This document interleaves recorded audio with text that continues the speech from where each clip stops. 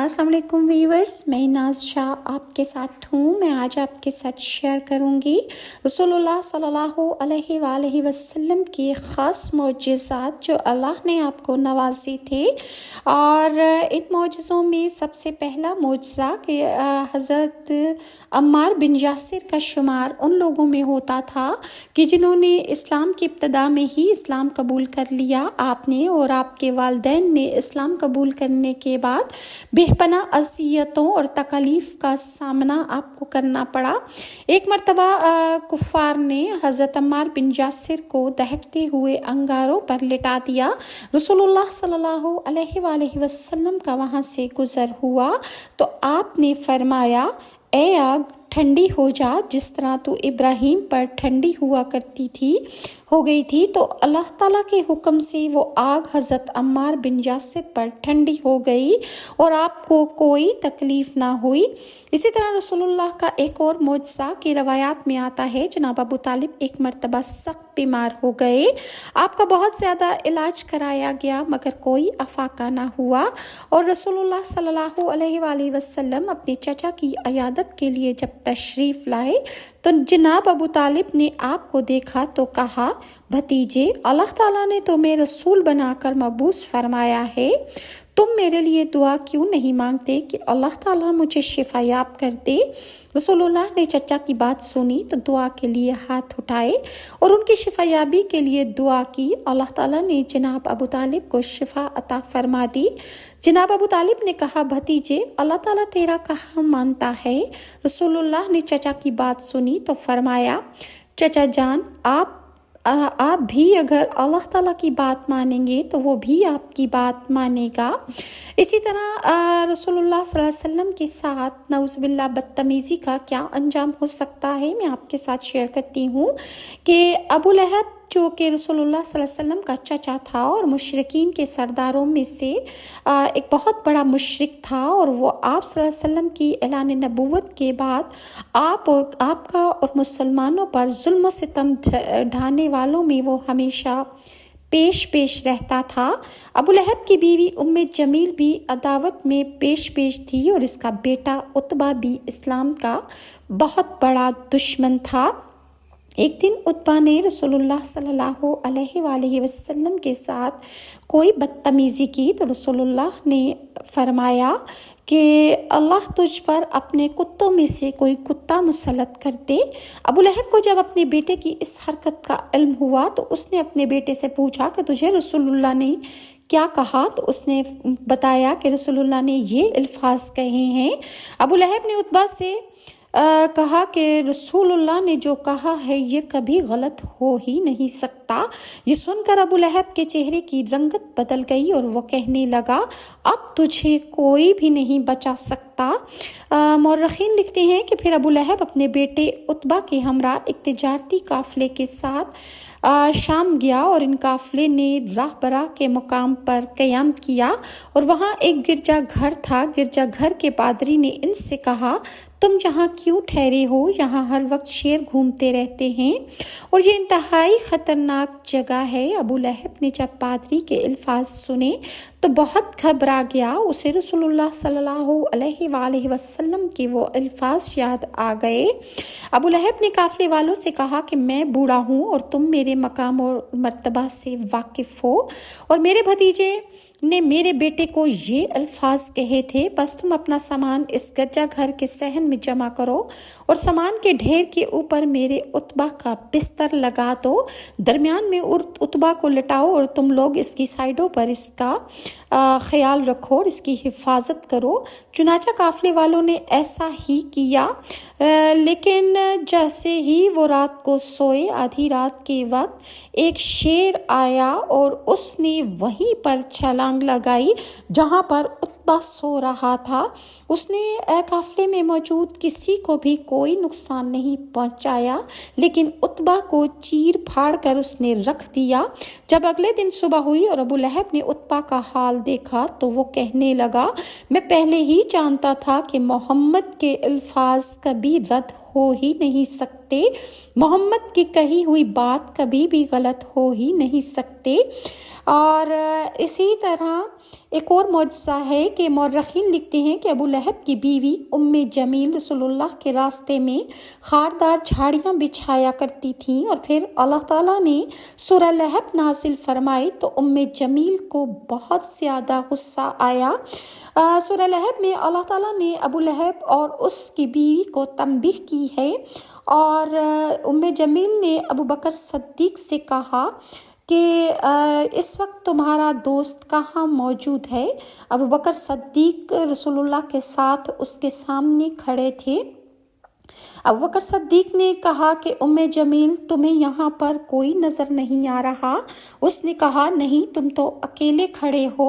इस वक्त रसूलुल्लाह सल्लल्लाहु अलैहि वसल्लम अबू बकर के साथ खड़े थे, लेकिन उम्मे जमील को नज़र नहीं आ रहे थे, और गैब से रसूलुल्लाह सल्लल्लाहु अलैहि वसल्लम की मदद करने के लिए जिब्राइल अलैहिस्सलाम तशरीफ़ ले आए थे, और आपने रसूलुल्लाह पर अपना एक पर डाल दिया, और रसूलुल्लाह उस पर की ओट में खड़े थे और उम्मे जमील को नज़र नहीं आए। और इस तरह वो मुशरिक औरत रसूलुल्लाह को सामने पाकर भी उन्हें अपनी आँखों से ना देख सकी। ये भी एक बहुत बड़ा मौजज़ा था। इसी तरह अबू जहल ने रसूलुल्लाह के साथ बदतमीज़ी करनी चाही तो जिब्राइल ऊँट की शक्ल में उसके सामने कैसे आए। मुर्रखीन लिखते हैं कि एक दिन अबू जहल ने रसूलुल्लाह को पत्थर मारने का इरादा किया, और वो एक पत्थर पकड़कर सहने काबा में छुप गया, ताकि जब आप नमाज के दौरान सजदा में जाएंगे तो वो पत्थर आपको मारेगा। जब आप तशरीफ लाए तो उस वक्त सहने काबा में मुशरिकीन इस मंजर को देखने के लिए जमा थे। आपने उनकी कुछ भी परवाह न की और नमाज के लिए खड़े हो गए। जब रसूलुल्लाह सजदे में गए तो अबू जहल ने पत्थर मारने का इरादा किया, मगर जैसे ही वो पत्थर मारने के लिए आगे बढ़ा, इसके चेहरे का रंग उड़ गया। वो खौफ से कांपने लगा और बहुत ज़्यादा घबराहट और खौफ उस पर तारी हो गया, जिससे वो एकदम से पीछे हट गया। मुशरिकीन ने उससे कहा, तुझे क्या हुआ अबू जहल? उसने कहा, मैं जैसे ही पत्थर मारने के लिए आगे बढ़ा, मैंने एक बहुत बड़ा ऊँट देखा, और मैंने ऐसा ऊँट पहले कभी न देखा था, और उस ऊँट के दांत इंतहाई खौफनाक थे, और अगर मैं रसूलुल्लाह को पत्थर मारता तो वो ऊँट मुझे खा जाता। रसूलुल्लाह सल्लल्लाहु अलैहि वसल्लम को जब इस बात का इल्म हुआ तो आपने फरमाया, वो ऊँट दर हकीकत जिब्राइल अलैहिस्सलाम थे, जो अबू जहल की बदतमीज़ी को रोकने के लिए उसके सामने आ गए।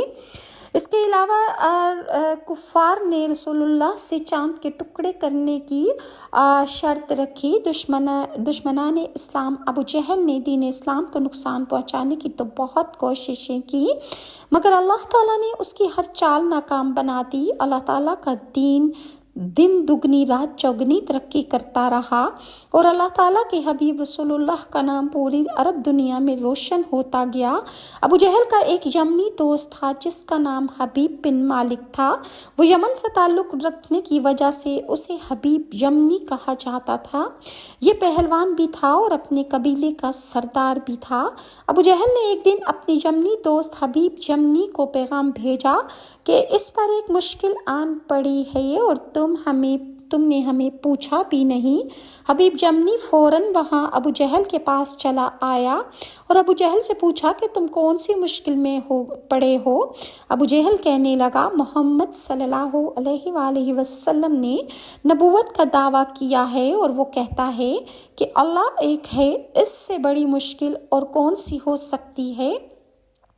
हबीब यमनी ने कहा कि तुम सरदारान कुरैश का जलसा करो और मोहम्मद सल्लल्लाहु अलैहि वसल्लम को इस इजलास में बुलाओ, फिर मैं वहाँ उनसे कुछ सवालात करूँगा और वो लाजवाब हो जाएंगे।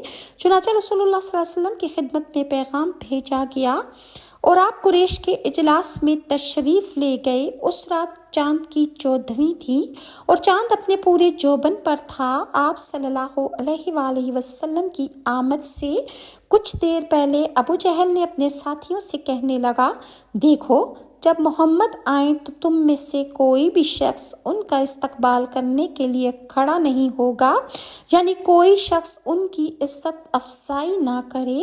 سب نے ابو جہل کی بات پر لبیک کہا اور کہا کہ ہم ایسا ہی کریں گے۔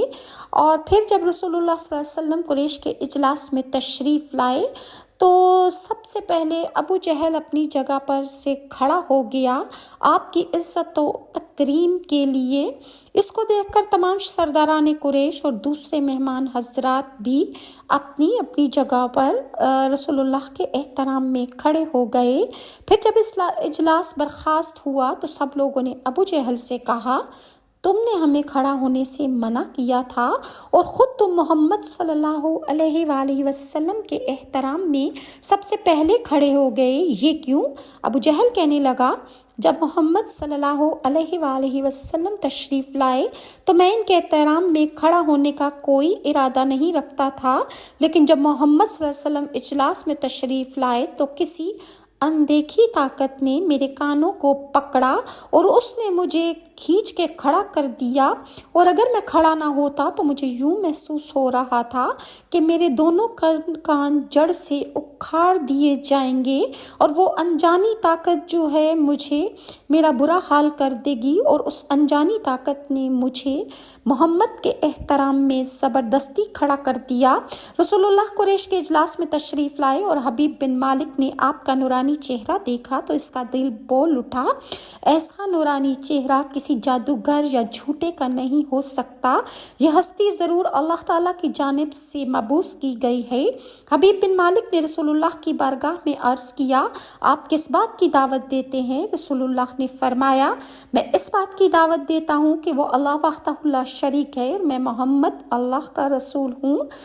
حبیب بن مالک نے عرض کیا، اللہ تعالیٰ نے اپنے پہلے تمام رسولوں کو معجزات عطا فرمائے تھے، آپ اگر اللہ کے رسول ہیں تو آپ کے پاس کون سا معجزہ ہے؟ اللہ تعالیٰ کے فضل سے غیب جاننے والے رسول اللہ نے فرمایا، اے حبیب تجھے کیا چاہیے؟ حبیب بن مالک نے دل میں کہا، اگر واقعی محمد اللہ کے رسول ہیں تو ان دو باتوں کا مطالبہ کرتا ہوں، ایک ظاہری اور دوسری باطنی رکھوں گا اور اللہ کے نبی کے دل کی بات کو بھی جان لوں گا۔ حبیب بن مالک کی ایک بیٹی تھی جو پیدائشی اپاہج تھی، ہمیشہ لیٹی رہتی تھی اور ہل جل بھی نہ سکتی تھی۔ حبیب بن مالک نے دل میں یہ بات رکھی کہ میں اپنی بیٹی والی بات باطن رکھوں گا، اگر محمد اللہ کے سچے رسول ہیں تو جان جائیں گے۔ حبیب بن مالک تھوڑی دیر سوچ میں پڑ گیا اور تمام سرداران قریش اس کی منہ کی طرف دیکھنے لگے کہ دیکھیں حبیب ابن مالک کا کیا مطالبہ ہے۔ حبیب نے 14ویں رات کے چاند کی طرف دیکھا تو کہنے لگا، میرا ایک مطالبہ ہے کہ آپ اس چاند کے 2 ٹکڑے کر ڈالیں۔ رسول اللہ نے جب یہ بات سنی تو آپ کے چہرے پر مسکراہٹ آ گئی، آپ نے فرمایا، سب لوگ میرے ساتھ صفا پہاڑ پر چلیں۔ حبیب بن مالک تمام لوگوں کو ساتھ لے کر رسول اللہ کے ساتھ صفا پہاڑ پر آ گیا۔ وہاں کھڑے ہو کر آپ نے اپنی شہادت کی انگلی کے ساتھ چاند کی طرف اشارہ کیا تو چاند کے 2 ٹکڑے ہو گئے اور ان دونوں ٹکڑوں میں اتنا فاصلہ ہو گیا کہ ایک ٹکڑا پہاڑ کے ایک طرف اور دوسرا ٹکڑا دوسری طرف ہو گیا۔ کافی دیر گزرنے کے بعد ابن مالک کہنے لگا، اب آپ اس چاند کو دوبارہ جوڑ دیں۔ مزید کیا ہوا میں انشاءاللہ آپ کے ساتھ نیکسٹ ویڈیو میں شیئر کروں گی، اور اگر ویورز آپ کو میری یہ ویڈیوز اچھی لگتی ہیں تو کائنڈلی لائک اور سبسکرائب ضرور کیجیے تاکہ آپ کو میری ویڈیوز کی نوٹیفیکیشن مل سکے۔ نیکسٹ ویڈیو تک کے لیے ناز کو اجازت دیجیے، اللہ حافظ۔